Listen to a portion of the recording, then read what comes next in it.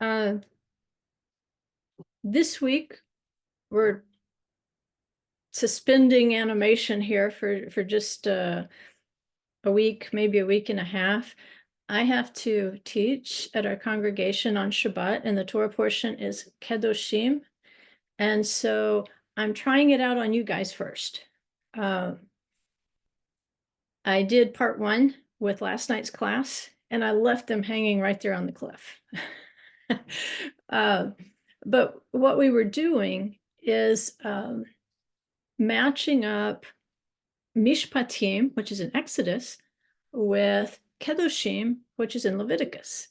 And as you compare the neighborhoods, I won't say specific chapters, but there's a couple of chapters there where you'll see that the commandments seem to be very similar, if not identical, very similar.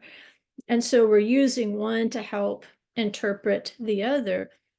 And so we're kind of suspending the Song of Songs this week so I can practice on you guys before Shabbat. And that'll give me time to notice if I've got any problems, because it's literally come together this morning, the second part of it anyway. So that'll give me time to get it straightened out before the live stream on Shabbat. So I thank you for letting me use you kind of as guinea pigs, although not guinea pigs, just to bounce it off of. And so we'll actually pick up with the Song of Songs next week, if that helps. I don't want you to like, we're doing Song of Songs, but not this week. So let me share my screen. And because I know you're so patient with me, I'm going to treat you to something that no one else has seen yet. Something I've been working on. So let's start here. There's our Torah portion that we're going to address, Kedoshim.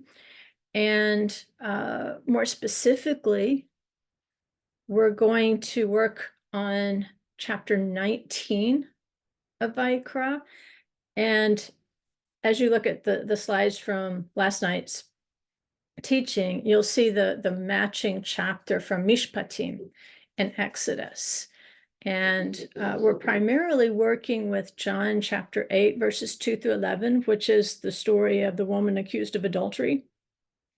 I doubt if we'll have time to get to the second commandment I wanted to work with, which is the commandment concerning the fruit trees, and how for 3 years it's uncircumcised, in the 4th year it's holy, and then in the 5th year it becomes like a normal tree. And I wanted to explain that in the context of 1 Corinthians 10, 23 through 30, which is Paul explaining to people how to deal with foods. Now that, especially for non-Jews coming into the covenant, the question is, like it is today, who can I eat with? What can I eat? It's a process. And so I don't know that we'll have time to get to that today, but we might just leave that on the table and maybe finish that up next week before we dive back into the Song of Songs. Okay, so let's go down here. And of course, the premise that we're working with is Kedoshim holds the heart of the Torah. And the heart of the Torah is, you shall love your neighbor as yourself.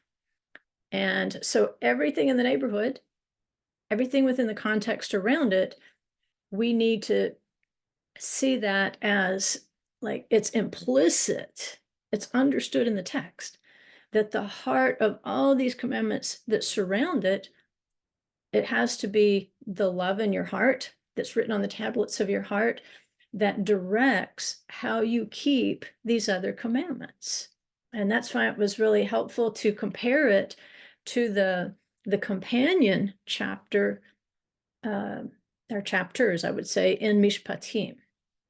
Right? So that's the underpinning, is that by loving your neighbor, Adonai is glorified on this earth. It's through us that he is glorified, and it's through how we honor one another that he is glorified. It's not that we deserve the honor that someone might give us, but it's through honoring one another, other believers, your neighbor, and those he even puts in your path. Maybe they're not on the exact same path. I know that's come up a lot lately. Maybe they're not on the exact same path. But in the parable that Yeshua told about the Good Samaritan, okay, they're only nominally on the same path. But the neighbor was the one who helped him. And so you will have intersections in your life where you have an opportunity to help someone, or they have an opportunity to help you. And it's through those intersections of loving that neighbor that you are bringing honor and glory to heaven. And it's through this second commandment that hangs with love Adonai that you can actually achieve that love of Adonai through loving his creation, through loving his people. All right, so we gave some examples of that. So we would realize that's our starting place. And of course, the context, once we establish you shall love your neighbor as yourself, we can see that in Mishpatim, which is the companion to Leviticus 19, we're warned, don't bear a meritless report. Do not put your hand with an evil person to be a fraudulent witness. You shall not go after the many to do bad, and you shall not respond over a dispute to tilt after the many.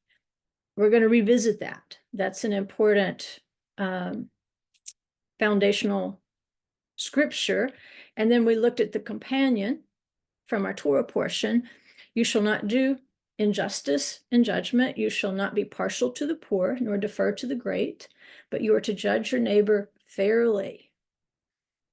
How can you judge your neighbor fairly if you don't love your neighbor?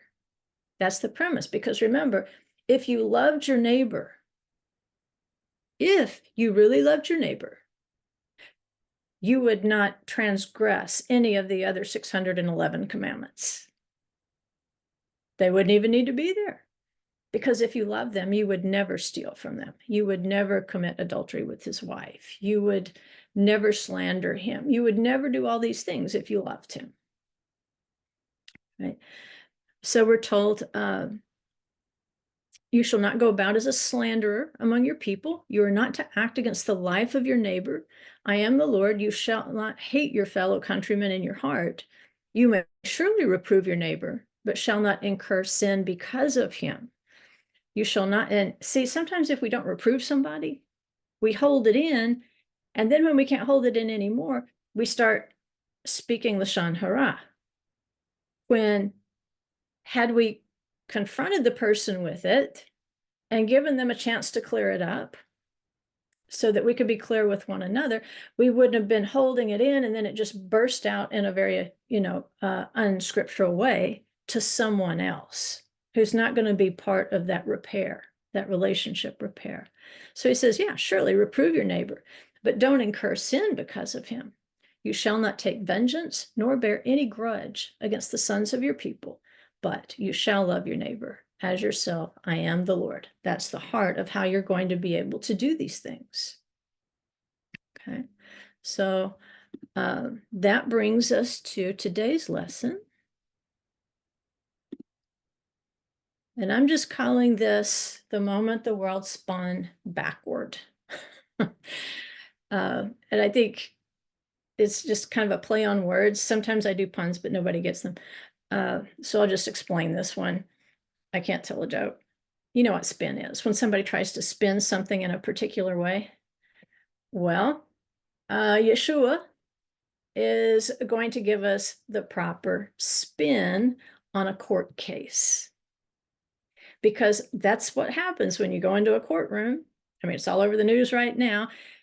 Depending on which news reporter you pull up, they will try to spin for you what's happening. They will try to impose a way of understanding what you're seeing. Well, Yeshua's spin is going to absolutely turn the courtroom upside down. And it's awesome to watch him work. And so Psalm 82:1, gives us the description of what is about to happen with the woman accused of adultery. And in the psalm, it says, God takes his stand in his own congregation. He judges in the midst of the rulers. And there's that word play in there. It talks about Elohim takes his stand in his own congregation. He judges in the midst of the rulers. And that word there is also Elohim. Judges with the small e, not Elohim the creator, but Elohim the judges. So he's saying that when the judges of Israel meet, that Elohim, Adonai himself, is going to take his stand in the midst of that courtroom. His presence is there, and that's why it's so important that justice be done. And that's why it's supposed to tilt on the side of mercy. That's why it's no accident. He says, you shall love your neighbor as yourself. Imagine you're the one in the circle. Imagine you're the one who's accused. And you want to tilt in the direction of mercy. That's why in a capital case, you have to have the majority of 2 to convict, but you have to vote by a majority of only 1 to acquit. And that tilts it on the side of mercy, just in case there's a mistake. We always know that throughout history, mistakes have been made in court. And to tilt it, he says, don't tilt after the many if the evidence is not there. So here's our working passage from the Brit Hadashah in John 8:2. It says, early in the morning, he came again into the temple, and all the people were coming to him. And he sat down and began to teach them. An educated guess as to where he was sitting is probably in the court of the women, right? Even though it wasn't just for women, but that was a place where lots of groups could go and sit and discuss or do teaching or whatever. The scribes and the Pharisees brought a woman caught in adultery, and having set her in the center of the court, just file that away for a second. They set her in the center of the court. They said to him, Teacher, this woman has been caught in adultery in the very act. Now, in the law, Moses commanded us to stone such women. What then do you say? They were saying this, testing him, so that they might have grounds for accusing him.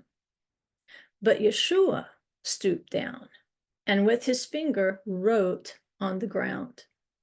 But when they persisted in asking him, he straightened up, file that away, and said to them, he who is without sin among you, let him be the first to throw a stone at her. He just quoted from the Torah. Again, he stooped down and wrote on the ground. When they heard it, they began to go out one by one, beginning with the older ones, and he was left alone. And the woman, where she was, in the center of the court. Straightening up, he stands again. Yeshua said to her, Woman, where are they? Did no one condemn you? She said, No one, Lord. And Yeshua said, I don't condemn you either. Go. From now on, sin no more. Right? So there's a lot of action going on here, even though it sounds like it's pretty tame. That's the way I saw it growing up as a kid. There was a lot of detail in this that I didn't question or even understand. But once you know more about the rules of court, the more every single action here starts to stand out, right? So let's look at this. It says, the scribes and Pharisees brought a woman caught in adultery, and having set her in the center of the court, mesos in Greek. Well, according to Thayer's Greek lexicon, the Hebrew cognate to mesos in the Septuagint is kerev.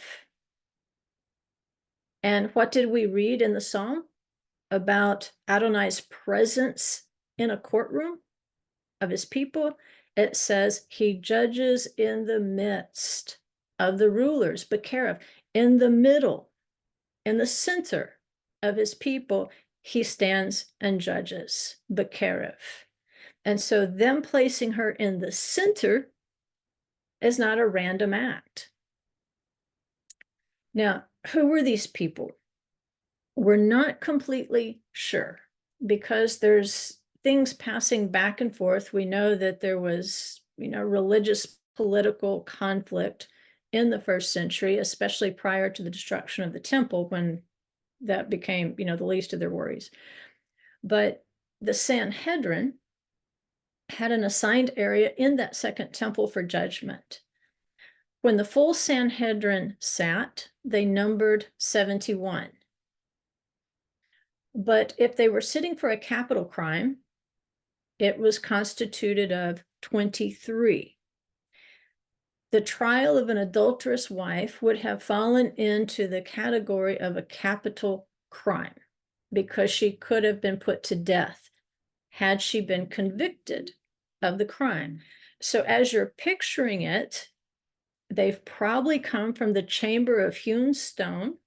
There was a room called the chamber of hewn stone where they would sit and have judgment. Someone has probably said, well, that preacher from the Galilee is actually here in the temple right now, teaching and preaching. Let's find out more about him. Let's go test him. Let's go find out. Let's see what this is all about. Let's see how he would rule in such a case. Let's see how he would judge this case. Let's see if he knows the Torah. And if he doesn't, we're going to catch him.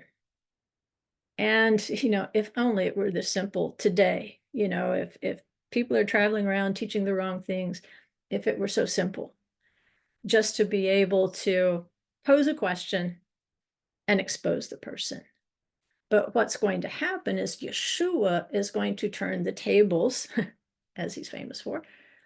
He's going to turn the tables and he's going to expose someone, actually probably two or three someones.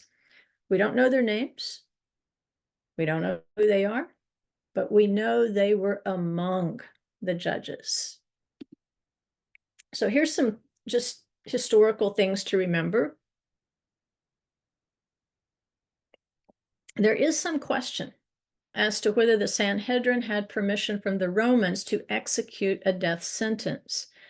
So this question may have been rhetorical, especially if they had come from the chamber of hewn stone into the court of the women, wherever Yeshua was teaching, and asked him the question there. They may not have even had legal permission in that particular year from the Romans. They might have been able to sit in court, but if it was a death sentence, it would have to be turned over to the Roman authorities. If we look at Stephen's stoning in the book of Acts, it looks as though, there might have been a very minimal element of legal procedure, but it seems like an angry mob, much more than it is a legal procedure in the stoning of Stephen. Doesn't seem like it was a legitimate execution any more than Yeshua's was, because that brings us to the next bullet point. There's some question as to the percentage of Sadducees, who would have been called the chief priests, Pharisees, and scribes, who typically also were Pharisees. That's why they were such experts in the law.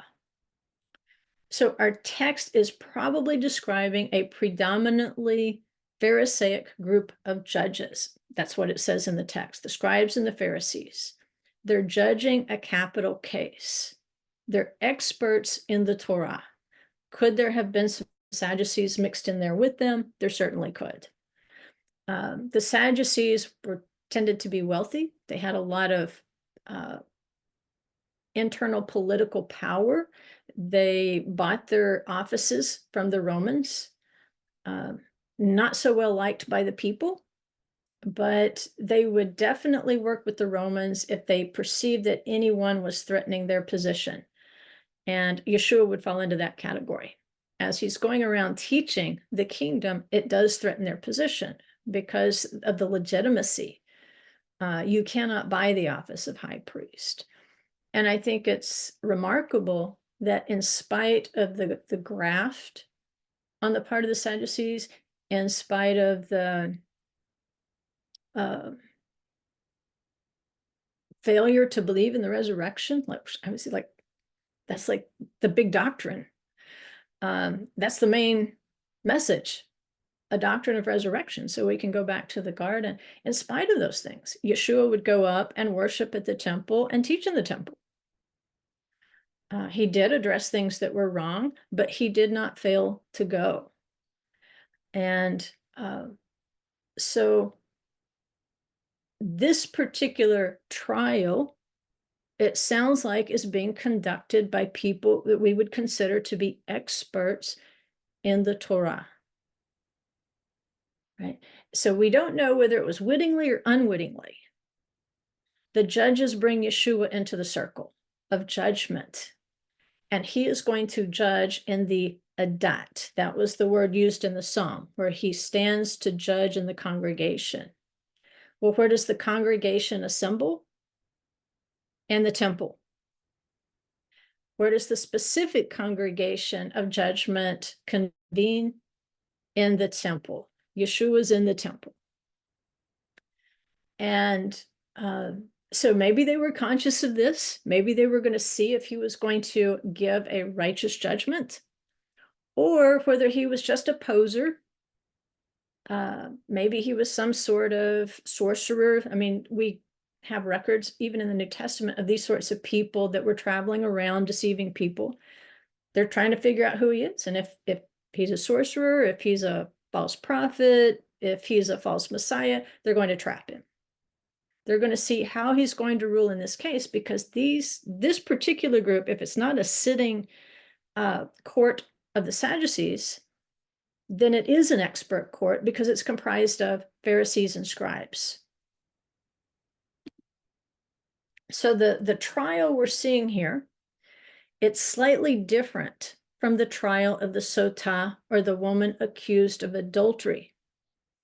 How it's different is that the sotah is only suspected. She's done something suspicious.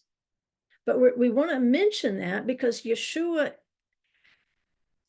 the things that he does, the things that he does in this very brief interaction point a little bit in that direction.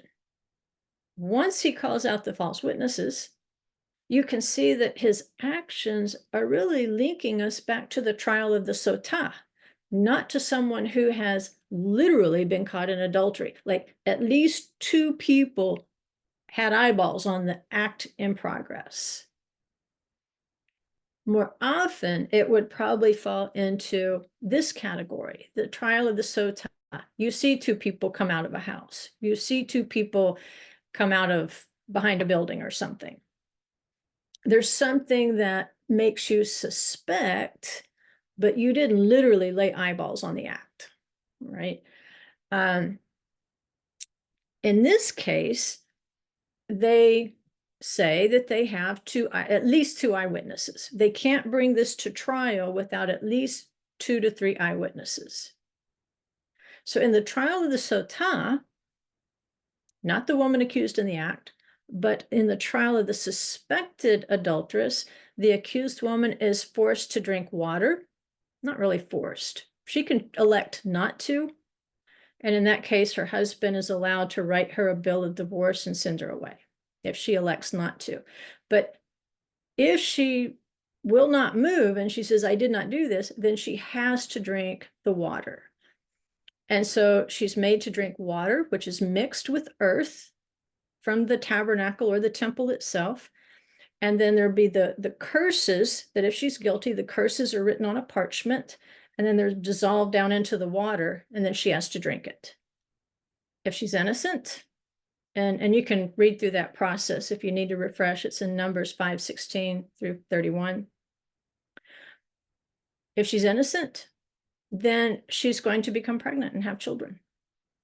If she's guilty, it says her belly and her thigh will fall. And of course, we've done a lot of work comparing that to the message to Thyatira in Revelation. So even though this is a slightly different application for a woman, the earth is called as a witness in both of these types of trials. Right? The trial of the Sotah, you have to have the earth from the floor of the tabernacle or the temple. And then, of course, we know Yeshua does stoop down and start doing things in the dirt. That's what hints to us to maybe this is an improper charge. Maybe they actually didn't see her. Maybe they're lying about what they did or didn't see, because Yeshua turns to the dirt. The dirt, the earth, is going to be called as a witness. Specifically in the trial of the Sotah, and in this case, in the trial of a woman supposedly, allegedly caught in adultery, Yeshua stoops down and starts writing in the earth.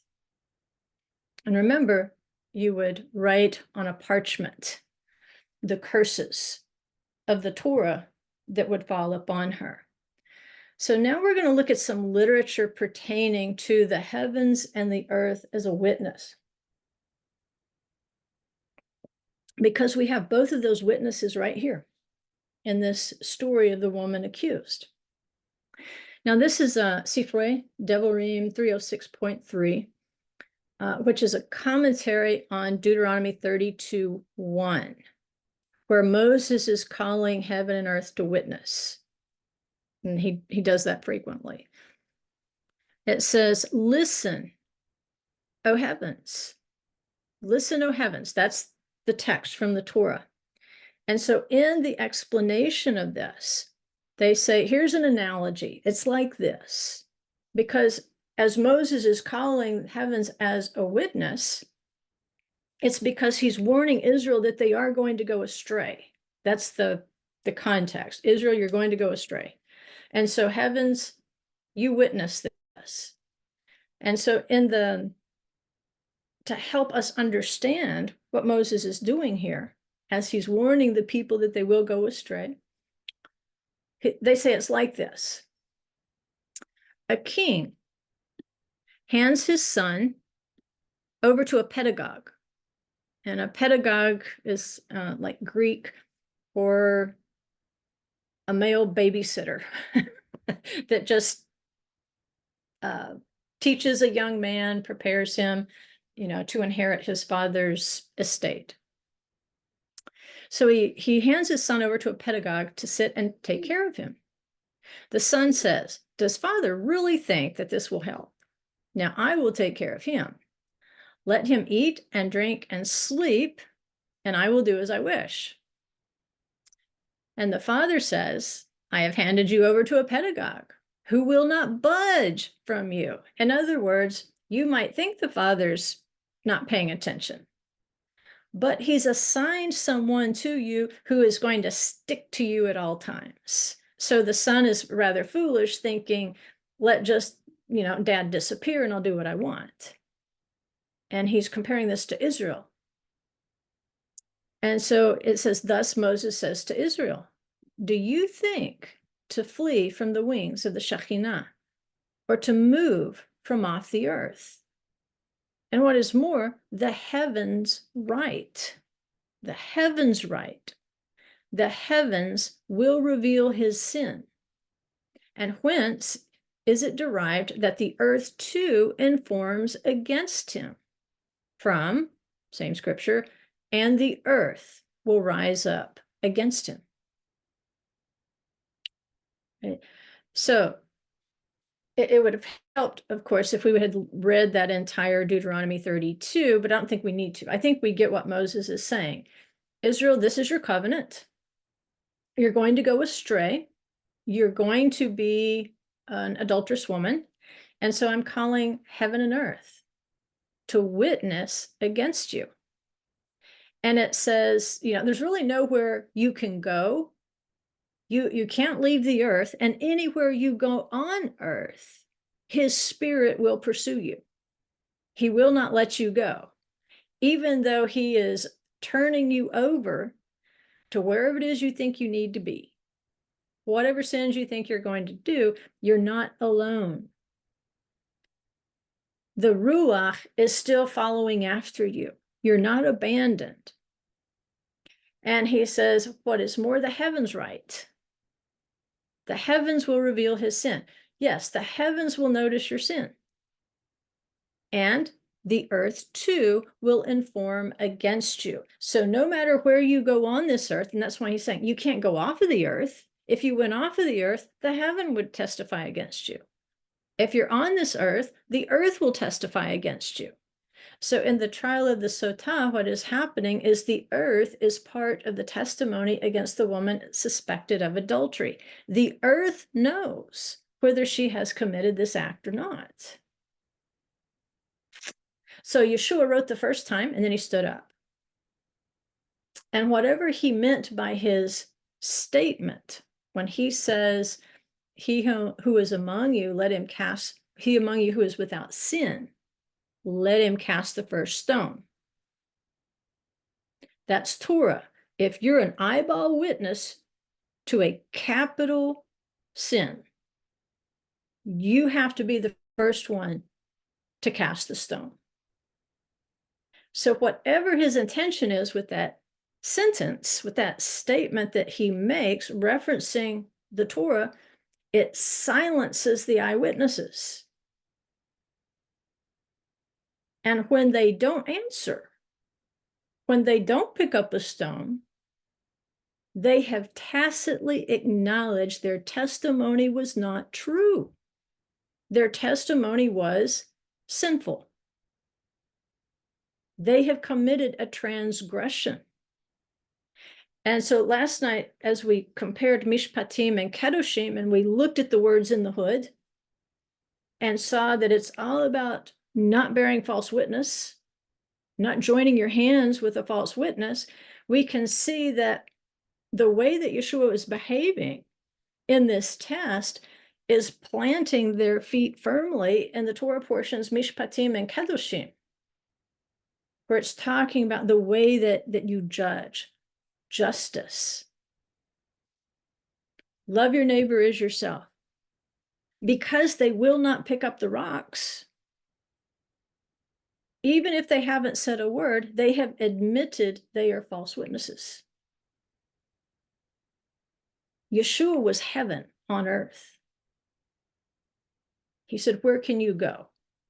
Israel, you adulterous woman, where can you go that heaven cannot testify against you? You can't leave the earth. The heavens will testify against you. If you commit these sins on the earth will testify against you. In Yeshua, heaven came down. And then he rose up from the earth to reveal all the iniquity in this trial. And all the iniquity was not sitting in the center of the circle. Some of that iniquity was in the group that encircled them. The brilliance of that statement, he forces them to admit they're false witnesses. They can't pick up the stone. And that's what I suspect happened here. We know the judges can't pick up the stones. They're the judges. They're not the witnesses. There's not a judge there who could execute the sentence. Only those who saw it and said they saw it are qualified to pick up the stones. Brilliant. You're a judge. You're not a witness. Yeshua is pointing the court back to the Torah texts, which hints to joining hands with a slanderer or a false witness. And what Yeshua did first is he stripped the witnesses of their power to cast a stone. So number one, she's not going to get stoned. What these witnesses, maybe they saw something, but not what they had testified they saw. And should they cast a stone, possibly the curse of the earth would fall upon them for taking an oath on the sacred name in vain. And I want to show you why they would have thought that. But when they can't do it, when the eyewitnesses cannot pick up the stone, the oldest judge is supposed to begin the polling of the court, right? And the polling of the court means you give your opinion and then you leave. That's the way it was done. You give your opinion and then you leave. The practice was that the youngest, they would start with the youngest. The youngest would give his opinion and then he would leave the court. And in this case, Yeshua, they're polling him first. They're treating him like he's one of the judges in this capital case. And then once you start with the youngest, you start going up in order of age and honor. Your age is attached to your honor with these 23 judges. So you start with the youngest, who has the least honor. So they ask Yeshua first. And then you go up to the next youngest, and the next youngest, and the next. It's in that order. In this case, it spun backward. The wisest and oldest judge voted not guilty and left. And this was repeated. The next oldest and wisest votes not guilty, and he leaves. And this is repeated until the only person left with the accused woman is the youth, Yeshua, the youngest. And in their eyes, up to that point, the least honored. Normally, it should have been the oldest and the wisest judge. But Yeshua was the youngest and the oldest, the wisest. What they did in leaving oldest first, they have just honored Yeshua as being the wisest judge in the circle. They have reversed the way it's done. They will not say a word because it would be disrespect to that wisest, oldest judge for the youth, for the younger to speak up. And also, another reason that they would start with the youngest is it's a matter of influence. The older ones are less likely to be influenced by the opinions of the young, but the younger, with less honor, are much more likely to be influenced by the older, wiser, more honored. What they do in this procedure is it preserves the justice.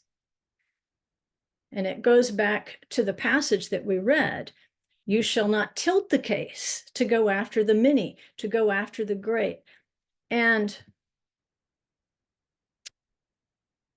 let's deal with this, and then I'm going to show you something.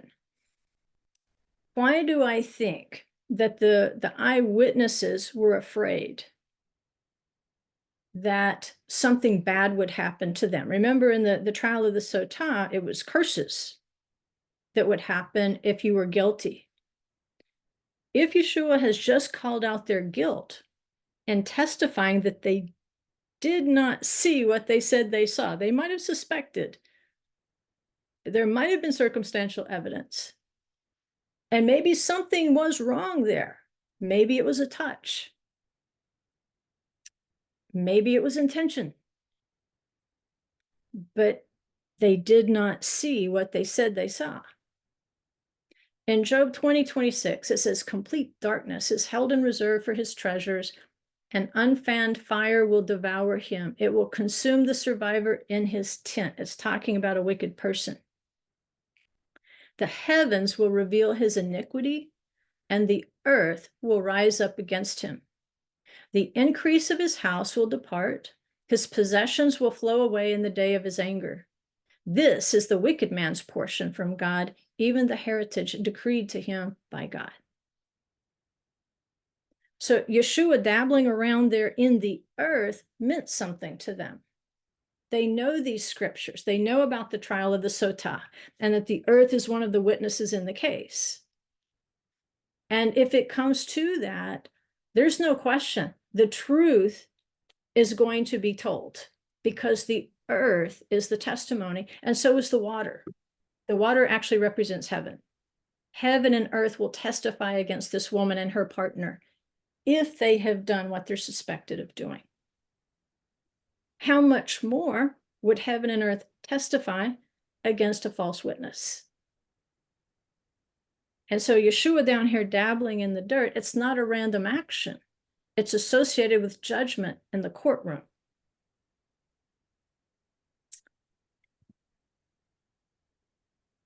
So here's a common understanding of what Yeshua was doing writing in the earth. It's found in Jeremiah 17:12-14. You've probably seen this before in the context of what was happening. It says, a glorious throne on high from the beginning is the place of our sanctuary. O Lord, the hope of Israel, all who forsake you will be put to shame. Those who turn away on earth will be written down, because they have forsaken the fountain of living water, even the Lord. Heal me, O Lord, and I will be healed. Save me, and I will be saved, for you are my praise. So the idea here is, if you have forsaken Adonai, and the idea of the adulterous woman is she has forsaken her husband. If Israel has forsaken the Holy One, she will be put to shame. And if you turn away, if you turn astray on earth, it's going to be written in the earth. The earth will testify against you for forsaking the fountain of living water. Remember, this is part of the trial of the Sotah, the water, the earth, the word. So the question is, what did Yeshua write down the first time? Did he write down her name in the earth? Or were there more names in the earth than hers? Maybe it wasn't her name at all, but maybe it was. We know that she has committed some sin, but we know she has not committed the sin she's been accused of. In the judgment, at least as we're looking at it in context here, we see that when there is repentance, if you have forsaken him, if you have turned away from him, you're going to be judged. But then he comes back and he says, heal me, O Lord, and I will be healed. Save me and I will be saved, for you are our praise. It's part of the daily prayers. Judgment in Yeshua can save us and heal us. Our judge becomes our healer. That's where love your neighbor as yourself in judgment comes to the forefront. What did Yeshua write the second time? If he did write her name down the first time, I think the second time he wrote a new name.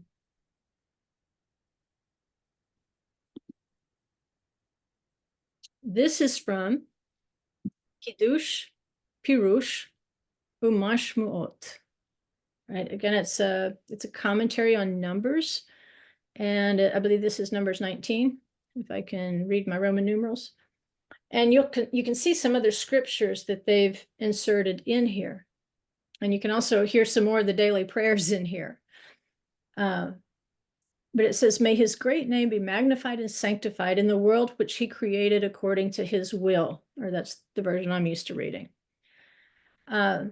it says, he remembers that we are dust and pluck grass, an allusion to the resurrection of the dead. And they of the city shall flourish like the grass of the earth. Colbeau writes that the grass is plucked together with the earth and thrown above the head, alluding to and threw dust upon their heads toward heaven. In Sotah, and we're interested in Sotah because this has more of the earmarks of Sotah than an actual act of adultery. It has more of a suspicion. It says, the explanation is advanced why, in the case of a woman suspected of faithlessness, required water, earth, and writing in order to test her. What do we have? We have water, earth, and writing. Yeshua has identified himself as the living water. He came from heaven. He says, I came from heaven. What is heaven? It's Shemayim. It's water. It's fire water, actually. Earth. He came down to this earth and he wrote in the earth in order to test her. And so they say water indicates whence a person comes. Earth, whither one goes. Writing, before whom one is destined to give an account. That's significant. Yeshua, the living water, the fountain of living water. And remember, when she forsakes, she has forsaken the fountain of living water. But who has she come to for judgment? The fountain of living water is right there. He is the writing. He is the one before whom she is destined to give an account. And what does he do? He writes in the earth. Water, your spirit came from heaven. And it goes into the person. Earth, it's where your body's going to go after you die. And after you die, there will be writing. There will be judgment. And Yeshua incorporates these three things as he's tested. So Yeshua's actions are suggesting a trial of the Sotah, a woman who is only suspected of adultery. A simple statement dismisses these false eyewitnesses to the sin. And what Yeshua introduces is the testimony of himself. Remember, Moses called heaven and earth to witness. Yeshua is heaven and earth. And when all the others leave, he stands as the sole judge. It's kind of like seeing Elijah and Moses on the mountain. When they looked, it was just Yeshua standing there. Well, once they have honored him by leaving oldest first, they have left him as the sole judge of this woman, and they have left her to him. The writing, he is the writing, he is the word. And so now she has to give an account before the writing on the parchment. And we know there were curses on the parchment. There was condemnation on the parchment when it was washed off in the water. But what does Yeshua do? This is another commentary on Deuteronomy, where Moses says, listen, O heavens. It says, when a man is found liable by the Beit Din, only the witnesses initiate the death penalty. The hand of the witnesses shall be against him first to put him to death, and only afterwards do others consummate it, and the hand of the people afterwards. When Israel do not do God's will, what is written of them? And the wrath of the Lord will burn against you, and he will hold back the heavens and the ground, these two witnesses, only after which the punishment is consummated, and you will go lost quickly. And when Israel do God's will, what is written of them? And it will be on that day, I will answer, says the Lord. I will answer the heavens, and they will answer the earth. And I will sow her, Israel, for myself in the earth. In other words, she will go from being lost to being saved. She will go from being uprooted into being sown back into the earth. So we see right here, these witnesses, they disappear. And this is where the love your neighbor element of the judgment factors in, because Yeshua's answer is so profound. His understanding of the earth witness is so adept that it actually reversed the normal order of polling the judges. It was like the world spun in the opposite direction for that moment in time. These errors that we make, for which we repent, even adultery, they can be erased in love and in mercy. That's the essential element of judgment. Heaven wants to be stitched together with the earth. In Yeshua, that's possible. Yeshua can reverse the judgment of death when we repent. So what I'd like to read you now is just a little treat for you. I think I told you before, I just finished writing a young adult novel set during the time of King Solomon. And so I'd like for you guys to be the first ones to hear a little sample from the novel. I'm still in the editing process. But when I ran across this a few weeks back, this passage of the Torah that we were studying with Rabbi Looks, it was so profound, and I thought it needed thinking about. And so I chose that particular Torah portion to be the Torah portion that my main character had to discuss on his first pilgrimage to Jerusalem. So the title of the book is Scorpion's Ascent, and it's set during the time of King Solomon. And our main character, at this point, he's turned 14. He got kind of held back a year for reasons you'd have to read about in the story. But now he's turned 14, and his name is Tzachi, and he's grown up in the Arava down at the Metzad fortress, where his father oversees the copper mines for King Solomon. And this is toward the end of the book, but Tzachi, he's gone with his father and his brothers on his first pilgrimage to Jerusalem for Sukkot. And up until that time, he's been learning with the local Levite there at the fortress. But he's just like any young man facing a bar mitzvah. He is scared to discuss the Torah in the temple court in front of strangers, with all his older brothers watching and his Abba, whose name is Nachshon. And so I just thought I would read you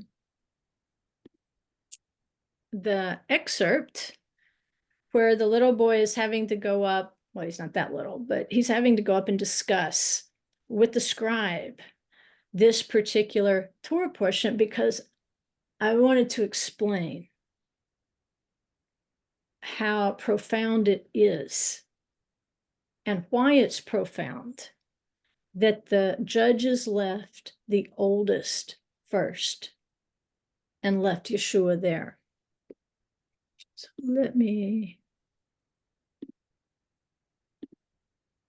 here we go.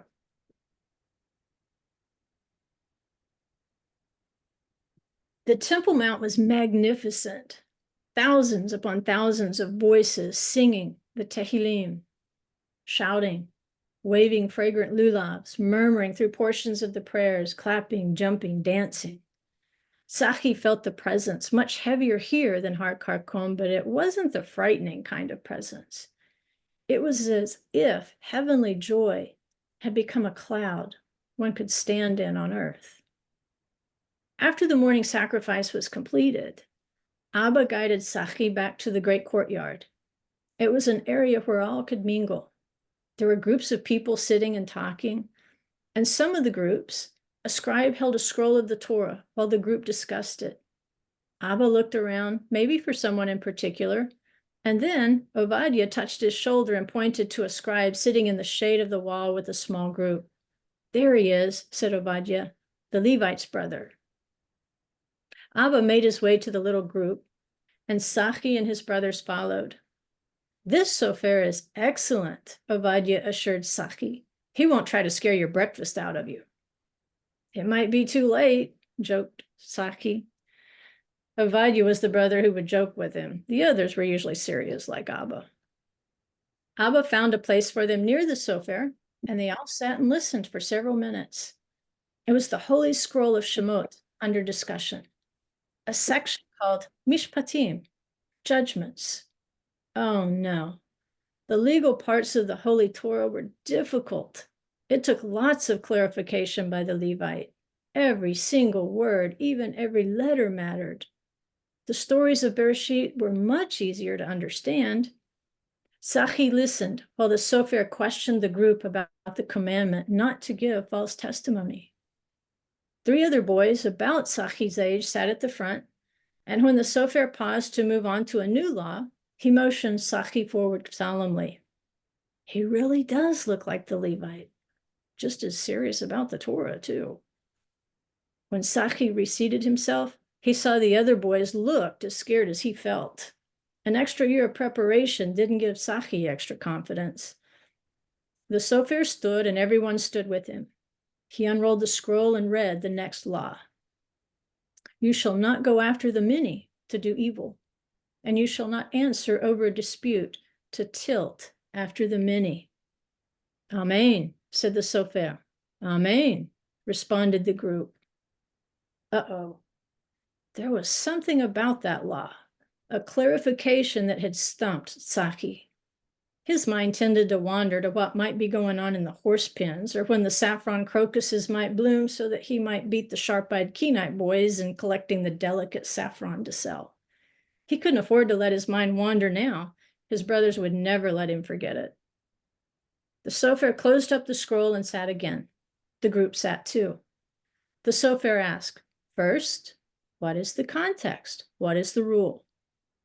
Witnessing in court, called out Elad. Explanation obtained from context.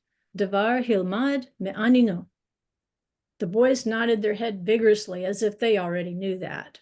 They should. That was an easy question. One of the boys added, it speaks of capital cases before the court. The sofer blinked, not too impressed with the comprehension of the obvious. He then looked at Sachi more closely. The silver peot. He had thought to tuck them in like he normally did, but this was a religious feast, and wearing his peot untrimmed was a commandment. It seemed proper to leave them neatly curled but loose. Unfazed by a boy with the hair of an old man, the sofer asked Sachi the next question directly. What does it mean, you shall not respond over a dispute? This is strange wording, is it not? Ugh, that was the hard part. Thank heaven that the Levite was a hard teacher. The difficult words are ta'aneh al Rav, said Sachi, answer against the many. It can also mean against the great one. It means a lesser judge cannot argue against a greater judge. Why not? Asked the sofer. He looked around, but no one else volunteered the answer. A judge is worthy of respect. A more honorable judge must not be disrespected by a lesser judge responding to his answer to acquit or convict in front of him, said Sachi. But fairness is the most important thing in a capital case. It is judged by 23 judges. The case may be tilted to convict by a majority of 2 judges, but it may be tilted to acquit by a majority of only 1 judge. If a judge errs, then grace is extended in favor of acquittal to prevent the death sentence being imposed on an innocent man.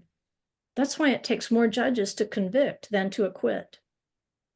There was a low murmur of approval in the group, which had grown simply because Nachshon and his brawny, red-haired, purple-clad sons sat there. Well stated, said the sofer. But finish your first thought. What does a judge's status have to do with tilting the verdict in a capital case? All three of the other boys looked at Saki, a little relieved and a little gloating that the show-off was about to be cut down to size. Saki took a breath, searching his memory. It helped if he added the persistent, tumultuous chatter of sparrows in the tamarisk trees near the well at Tamar, along with the breeze stirring the odor of donkey and camel manure. He answered, the greater judge's status might influence a lesser, more inexperienced judge. A younger judge might be awed by the wisdom of a great scholar. This could sway his opinion. He might be too embarrassed to argue his opinion honestly before a great one, or he might be humiliated by others for contradicting a great one. Another boy piped up, or if he's impudent, he might argue against the greater judge to whiten his face. Silence followed, and the boy glanced left and right without moving his head to read the reaction of the group. The sofer said, excellent thoughts. Continue. How is this problem resolved by our text? The other boy was silent, but Saki had pulled up the well bucket of memory completely now, and he repeated the words of the Levite. In such a case, they poll the judges, beginning with the lesser ones. The younger judges will give their explanation and verdict, then leave. The oldest, most respected judge will be polled last. This way, the younger are not swayed to tilt the judgment in the direction of the great ones, and they are encouraged to give their arguments for conviction or acquittal freely. Younger members never dispute an opinion already stated by an older member of the court. It maintains the integrity of the court's verdicts, as well as the honor of its members. In capital cases, a person's life hangs in the balance. This is the best way to do justice instead of evil. The sofer's serious face broke into a toothy smile, and the group cheered, Ben HaTorah, Ben HaTorah. Oh, please let this be over. I can't take much more of this. I can see you're ready to explore Yerushalayim, the sofer said to Saki, including the other boys in his approving gaze. Please go rejoice before Hashem and give a few more lads an opportunity to make me marvel at their wisdom. Saki and the other three nearly knocked heads trying to scramble up, which made the group laugh. But it goes on. That's just the part I wanted you to hear how a little boy was trying to explain it after he learned it from his teacher. And it explains now the honor that was afforded to Yeshua when the oldest left first. It spun the other way, because the spin that had been put on the case was incorrect. Yeshua spun it in the direction of truth. So let's finish up here. I know this is going to take a little bit longer, but this is so encouraging. When we're talking about, what did Yeshua write the second time? I think he wrote her new name. Because here's what the commentary to Deuteronomy says. We're still talking about heaven and earth as witnesses. It says, the congregation of Israel is destined to say before the Holy One, blessed be he, Lord of the universe, there's no hope for me. My witnesses for the prosecution remain and are testifying against me. This is referring to, I call to bear witness against you this day, the heavens and the earth. He will respond, I will remove them. For behold, I am creating new heavens and a new earth. Israel will then say, Lord of the universe, I see places where I went astray and acted shamefully. And he says, I see your way in the valley. I know what you have done. He will respond, I will remove them. Every valley will be raised. Israel will then say, Lord of the universe, but my name remains. And he will respond, I will remove it, and you will be called by a new name. But Lord of the universe, your name is linked with that of the Baalim. He says, I will remove it, and I will remove the names of the Baalim from her mouth. And Israel says, still those of my household. still use them. And he says, they will not be mentioned again by their name. Afterwards, Israel says, but you have already written, if a man divorces his wife and she leaves him and marries another man, can he return to her again? He says, did I not write a man? And have I not already told you? For I am God and not a man. And have I divorced you, house of Israel? Is it not already written? Where is your mother's bill of divorce, by which I sent her away? Or to which of my creditors have I sold you? So wherever we went astray, anything that we doubt, he can remove from us. He has an answer. Do you see how he had an answer? Everything she thought that would separate her from her bridegroom, everything she thought that could not be forgotten, could not be restored, he has an answer. And she's like, I even have a terrible name. My reputation is horrible. He says, I'm going to give you a new one. And that's what Yeshua says in Revelation 2:17. He who has an ear, let him hear what the Spirit says to the churches. To him who overcomes, to him will I give some of the hidden manna, and I will give him a white stone and a new name written on the stone, which no one knows but he who receives it. So I think in this test, Yeshua called the earth to testify. It exposed the false witnesses, and this woman received a new name. And whatever her sin might have been, salvation loved her, saved her, healed her, absolved her, and removed it. And that's the essence of you shall love your neighbor as yourself in the context of judgment.